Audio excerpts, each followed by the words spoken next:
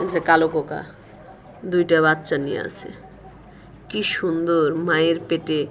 আসলে মা যেমনি, আমরা যেমনি সন্তান বাচ্চা পেটে নিয়ে অনেক ভালোবাসা মহব্বতে জন্ম দেয়, ঠিক সেরকম ডিম তা দিয়ে 18 দিন ডিম তা দিয়ে দুইটা বাচ্চা উঠাইছে। সেই বাচ্চাকে কত আদর যত্ন স্নেহ ভালোবাসা দিয়ে আবার মায়ের পেটের তলে তাপ দিচ্ছে।